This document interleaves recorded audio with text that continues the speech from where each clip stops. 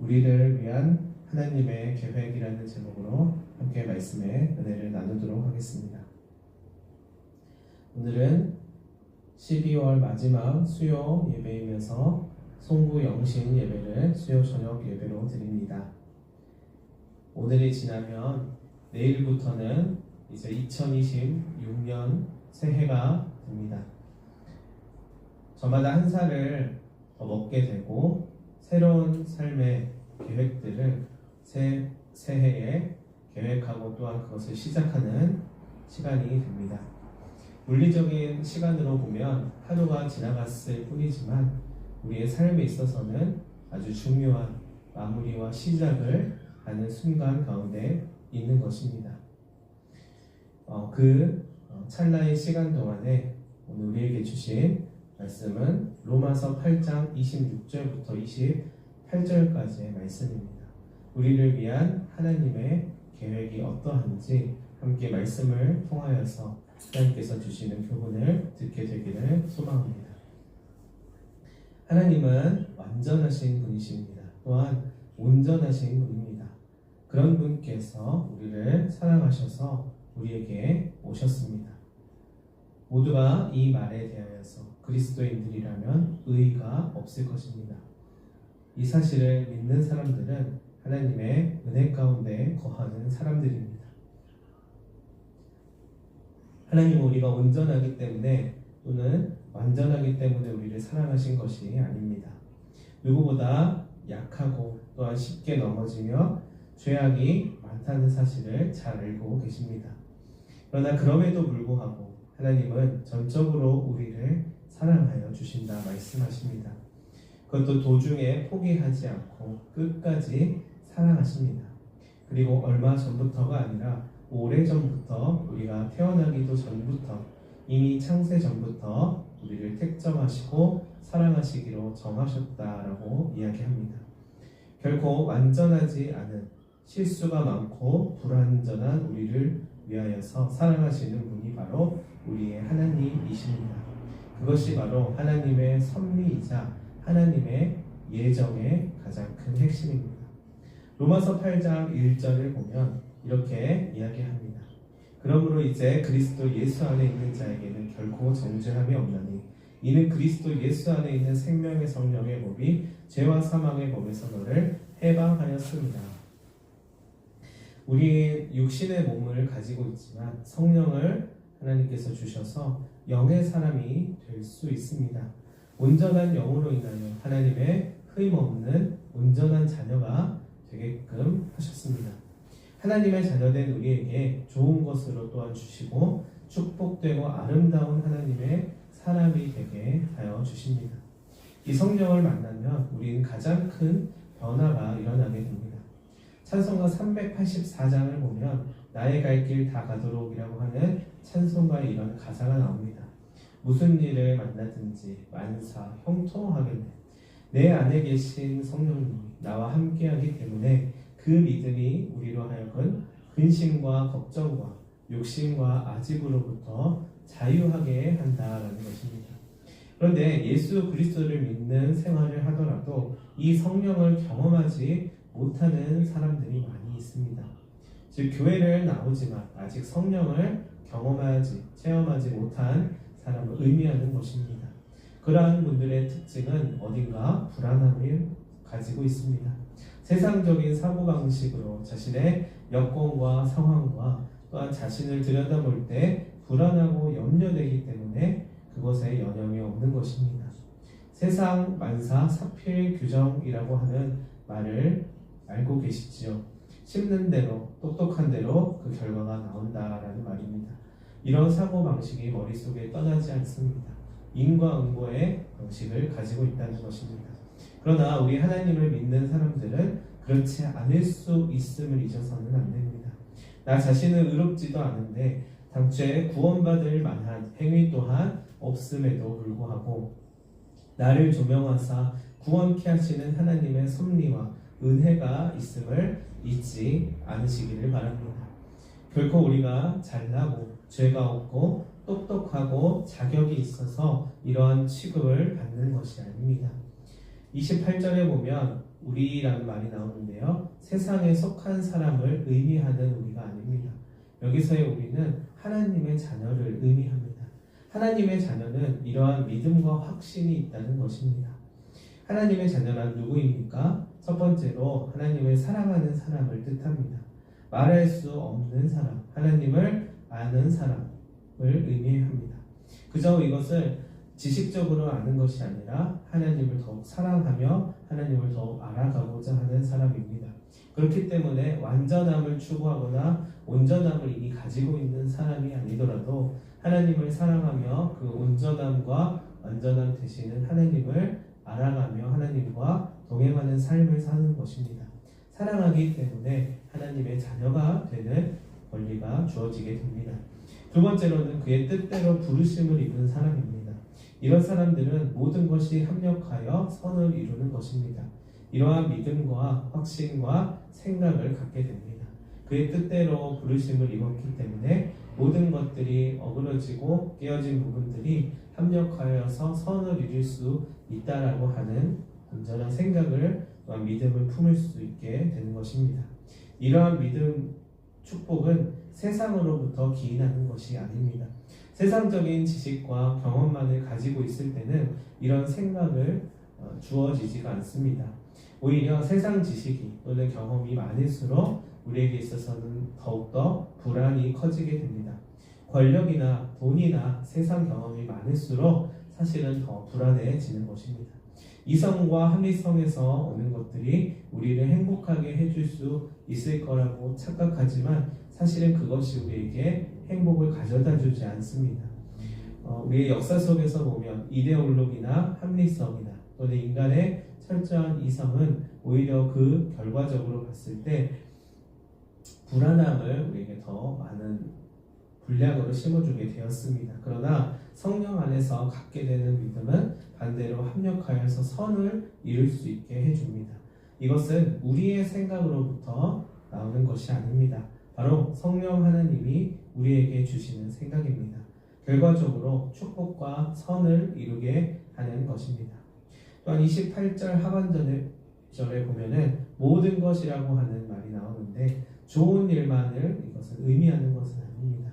모든 일이라고 하는 것은 좋은 일도 있지만 그렇지 않은 일도 있는 것입니다. 불행과 실패와 좌절과 병 등을 포함합니다. 그러나 이것들이 시간이 지나갔을 때 또는 때를 기다렸을 때 하나님의 시간이 되었을 때 모든 것이 합력하여 선을 이루게 되는 것입니다. 이것이 믿는 자에게 주시는 축복이라 말할 수 있습니다. 선을 이룬다라고 하는 말은 하나님의 뜻을 이룬다라고 하는 말과 같습니다. 로마서 12장 2절을 보면 이렇게 이야기합니다. 너희는 이 세대를 본받지 말고 오직 마음을 새롭게 함으로 변화를 받아 하나님의 선하시고 기뻐하시고 온전하신 뜻이 무엇인지 분별하도록 하라.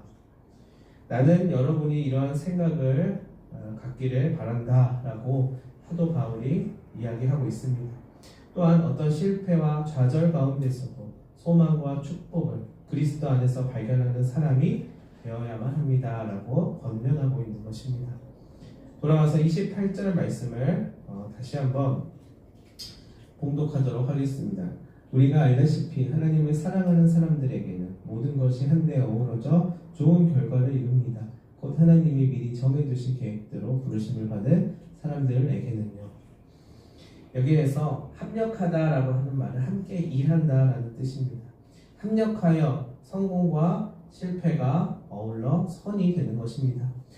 즉 성공만이 선은 아닙니다. 성공과 실패가 함께 작용하여서 비로소 선이 이루어지게 되는 것입니다.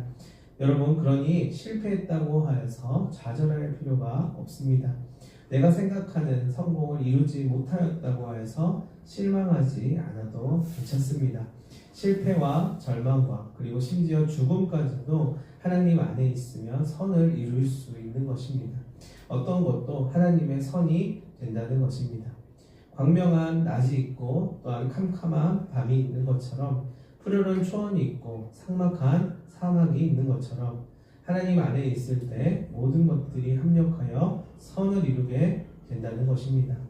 그러나 하나님 밖에 있는 사람은 자신이 생각하는 성공을 이룰 때에 더 큰 성공을 바라게 됩니다.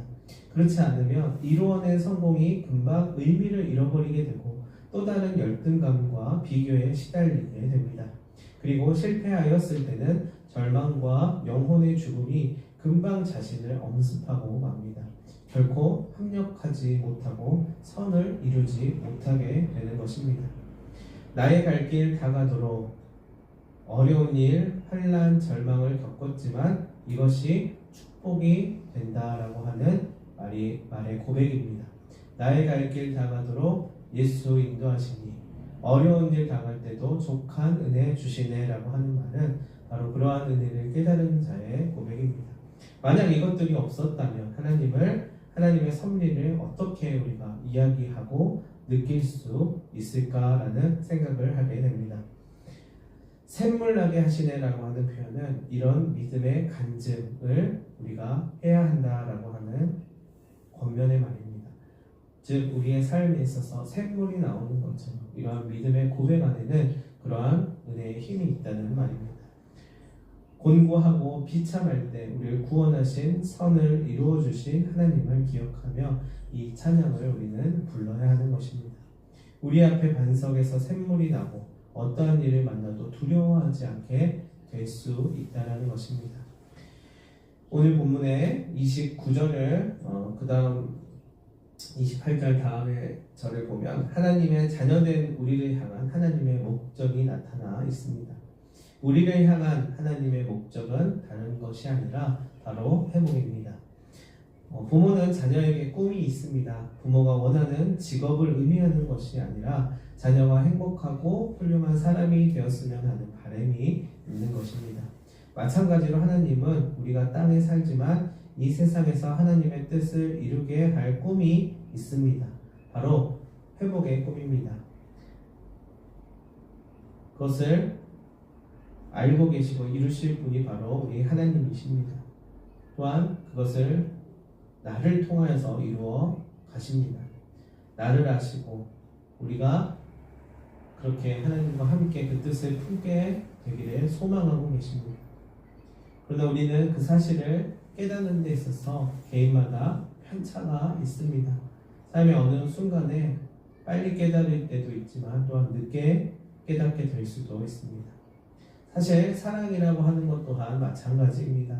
우리는 사랑도 늦게 깨닫게 됩니다. 부모님의 사랑을 언제서야 우리가 깨달을 수 있게 됩니까? 실수하고 실패도 하면서 결혼도 하고 아이를 낳았을 때 비로소 그 부모님의 사랑을 조금씩 더 깨닫게 되는 것과 같습니다. 내가 지금 하나님을 잘 알지 못하였다고 실망하지 않아도 됩니다. 지금 하나님의 사랑을 온전히 깨닫지 못하였다고 하여서 실망하지 않아야 합니다. 언젠가는 그 깊은 사랑을 깨닫게 되는 날이 올 것이기 때문입니다. 우리를 특정하시고 또한 우리를 부르시고 조명하시는 그 사랑을 앞으로 모든 순간 가운데 우리가 깨달아 알기를 간절히 소망합니다. 에베소서 1장 3절부터 6절에 보면 그리스도의 사랑 안에서 우리를 창조하셨다라고 합니다. 우리의 이 믿음의 특권이 사실은 미리 우리를 알고 계신 섭리 가운데 있었다는 것입니다. 결코 우연히 간단히 믿게 된 것이 아니다라는 말입니다. 하나님의 계획, 미리 아신 바 된 섭리와 영광 가운데로 우리를 불러주신 것입니다. 하나님께서 여러분 안에서 여러분을 통하여서 하나님의 영광이 드러나기를 원하고 계십니다. 그래서 하나님의 목적인 하나님의 아들 그리스도의 형상을 본받게 되기를 원하십니다. 즉 회복을 원하시고 계시는 것입니다. 그리고 30절에 보면은 30절 말씀에서 하나님을 믿는 자들에게 주시는 축복을 4가지로 정리하고 있습니다. 첫 번째로는 미리 정하심입니다. 선택과 예정, 하나님의 섭리가 아니라 이 자리에 올 수 없다는 것입니다. 결코 우연히 기계적인 이유가 아닙니다. 두 번째로는 부르심입니다. 선택받은 자를 부르셨습니다.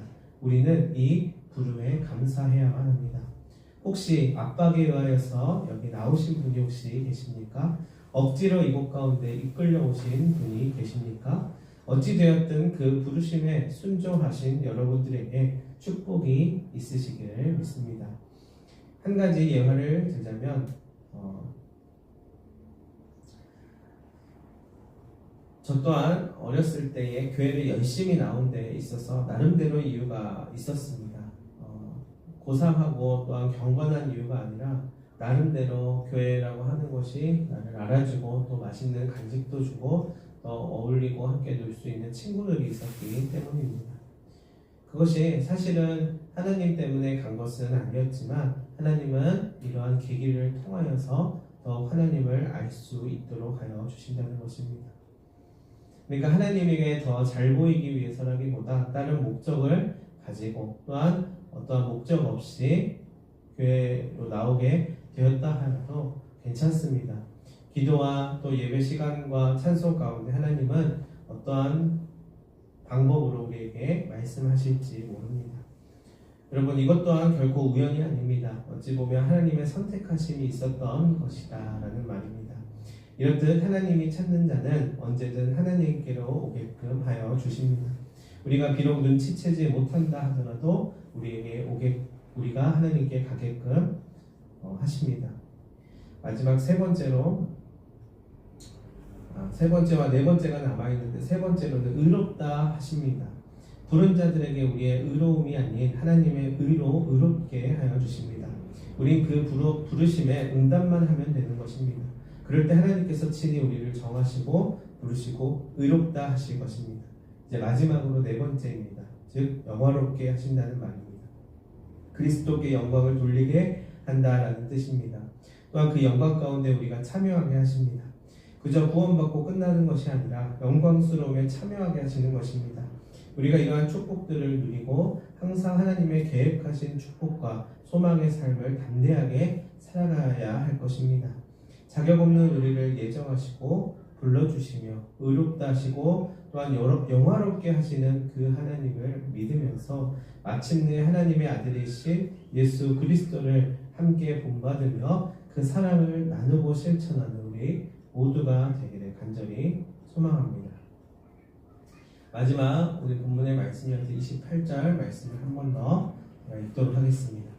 우리가 알다시피 하나님을 사랑하는 사람들에게는 모든 것이 한데 어우러져 좋은 결과를 이룹니다. 곧 하나님이 미리 정해두신 계획대로 부르심을 받은 사람들에게는요.